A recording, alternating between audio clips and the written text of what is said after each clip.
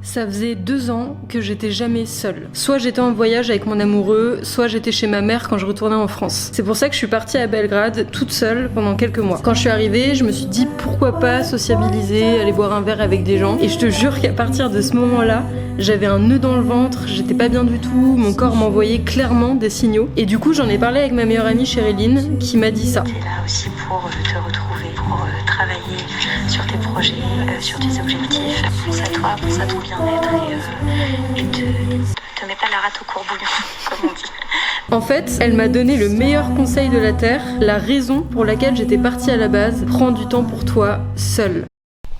Nouvelle vidéo aujourd'hui, je suis trop heureuse parce que déjà je suis toujours contente quand je filme une vidéo. Aujourd'hui je t'emmène avec moi dans une journée toute seule à Belgrade. Si tu as cliqué sur cette vidéo, c'est sûrement que tu as envie de passer du temps seul mais que t'oses pas te lancer. Je vais parler de ce sujet un peu dans tout le long de la journée, on va discuter un petit peu ensemble. Et si tu aimes déjà passer du temps seul mais que tu kiffes regarder des vidéos de gens qui passent du temps seul, alors tu as cliqué sur la bonne vidéo. D'ailleurs je vais pas emmener mon téléphone, en fait j'ai fait une semaine sans écran, t'auras bientôt la vidéo. Je suis sortie plusieurs fois sans écran au resto ou pour faire des choses solo, mais vraiment solo du coup, et c'est complètement différent. Donc du coup je n'amène pas mon téléphone, je serai juste avec toi du coup, mais la caméra c'est quand même différent, c'est comme si je me parlais toute seule à voix haute en fait.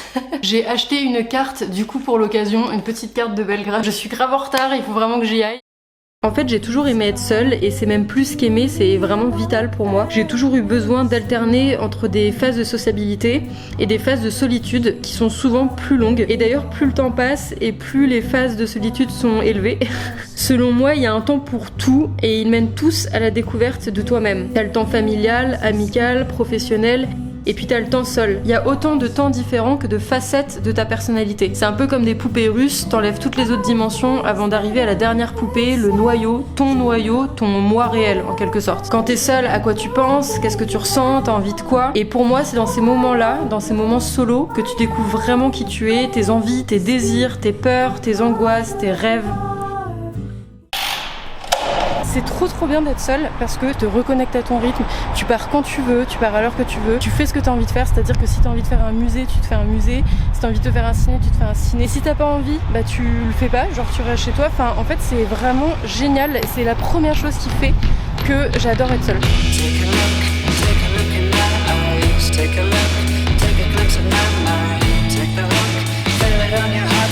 À Belgrade, tu peux voir ça partout, c'est des espèces de casinos, on a à tous les coins de rue, mais c'est un petit peu inquiétant, il y a plein de gens qui vont parier toute la journée, je trouve ça un petit peu triste. C'est vraiment quelque chose de courant ici, j'ai l'impression, beaucoup plus qu'en France. Ils me font trop rire les gens, il y en a qui font de ces têtes dans la rue, ils sont tout pincés, ils sourient pas du tout.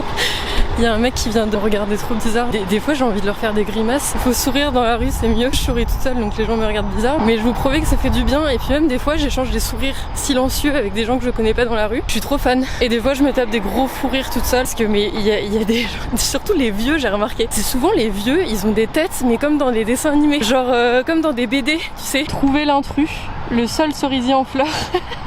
Je vais me poser à côté de la madame, il y a une place qui m'attend. En fait, passer du temps seul, ça nécessite de s'aimer soi-même. Et les deux sont complètement imbriqués pour moi. Si tu ne t'aimes pas toi-même, tu auras beaucoup de mal à passer du temps avec toi-même parce que passer du temps juste avec toi, ça veut dire se suffire de soi-même et pas avoir besoin d'un tiers pour parler ou pour échanger nos idées ou quoi que ce soit. Être toi et tes pensées et être dans le moment présent. Et du coup, ça me fait penser justement au fait d'être en couple. Je mets vachement les deux l'un face à l'autre, être en couple versus être seul. Beaucoup plus que par exemple être avec des amis versus être seule, parce que souvent les personnes qui ne veulent pas être seules et quand elles ont un compagnon ou quoi que ce soit, elles restent H24 avec cette personne. Comment veux-tu aimer sincèrement quelqu'un pour ce qu'il est si toi tu ne t'aimes pas suffisamment toi-même pour pouvoir passer du temps seul? Pour moi c'est hyper nécessaire de passer du temps seul et de passer aussi du temps avec ton amoureux ou avec tes amis. C'est différents temps qui sont tous autant nécessaires et il n'y en a pas un justement qu'il faut enlever. Il y a des couples qui marchent très bien comme ça. Après c'est mon avis mais je trouve que c'est plutôt toxique de passer 24 heures sur 24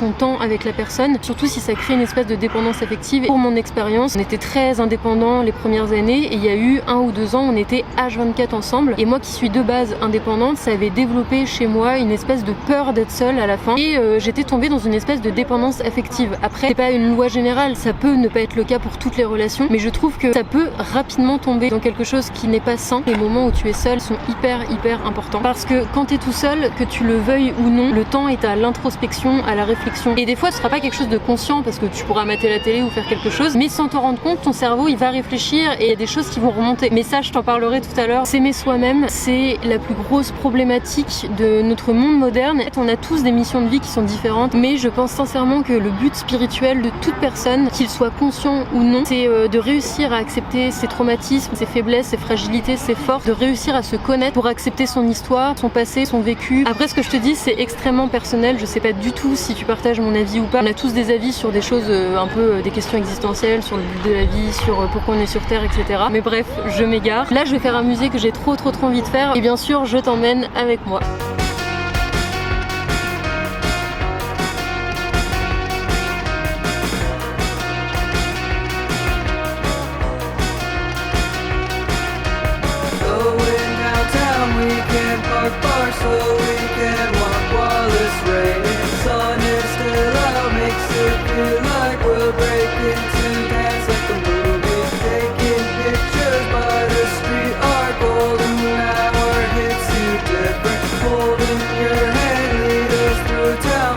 Je viens de terminer le musée, du coup il y avait plein d'art moderne, d'art contemporain, yougoslave et serbe. Il y avait des peintures abstraites qui étaient juste magnifiques avec des textures, des couleurs, mais il y avait aussi des trucs mais tellement moches. C'est toujours le même débat, hein. Il y a des œuvres qui m'ont carrément touchée, je ne savais pas dire pourquoi, mais vraiment des trucs mais horribles, mais horribles, les goûts et les couleurs.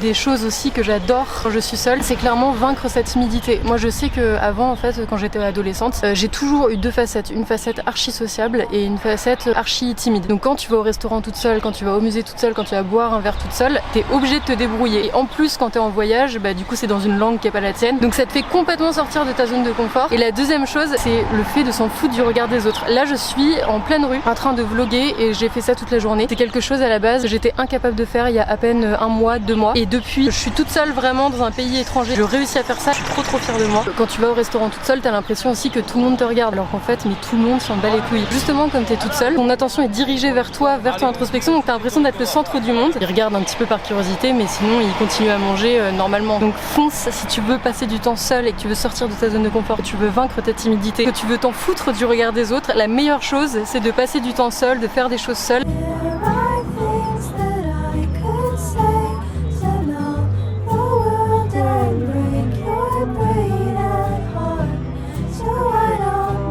Quand j'étais en train de manger au restaurant, je prends tout le temps mon carnet avec moi et donc du coup j'écrivais en attendant mon plat. Quand je suis toute seule, j'écris beaucoup parce que justement des fois un moment seul équivaut parfois à plusieurs mois de thérapie. Personnellement, ça fait remonter vraiment des angoisses, des peurs, des souvenirs. Ces émotions-là, elles sont éteintes par le fait que t'es dans une vie sociale constante, que t'es au travail, que tu penses à plein de choses, etc. Les moments où t'es un peu seule, ça remonte. Je trouve ça absolument génial parce que ces choses, elles vont être des signaux pour te montrer où tu en es dans ta vie émotionnellement, spirituellement, qu'est-ce qui t'angoisse encore, qu'est-ce que t'as pas digéré, sur quoi tu dois travailler. On a tous été éduqués à ce que les émotions négatives soient justement négatives. Négatif égale douleur égale il faut refouler. Alors qu'en fait, les émotions, qu'elles soient négatives ou positives, ce sont des informations et elles viennent pour t'aider à te développer et à avancer. Oui, c'est pas souvent des choses très agréables à vivre et plus tu écoutes cette douleur, plus tu écoutes cette chose qui est remontée à la surface, et plus tu vas pouvoir la guérir. La plupart des gens ont beaucoup de mal à se dire ok je souffre là mais je serai beaucoup plus heureuse sur le long terme. C'est très humain de se dire bah non je préfère pas souffrir donc du coup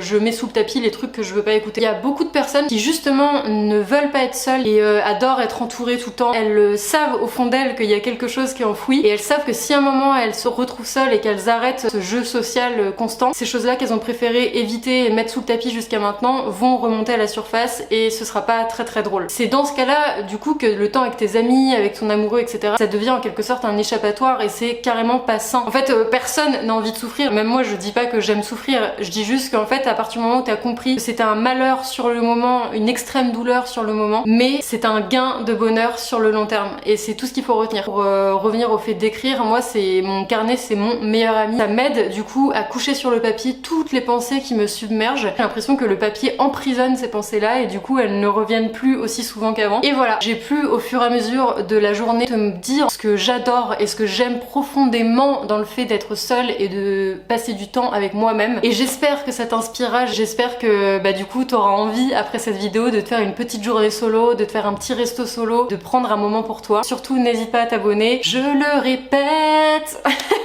mais ça me soutient énormément dans mon travail, vraiment. Chaque abonnement me touche en plein cœur. Et n'hésite pas aussi à participer en commentaire, je réponds à tous les commentaires. Je te fais des gros bisous, passe une très bonne journée.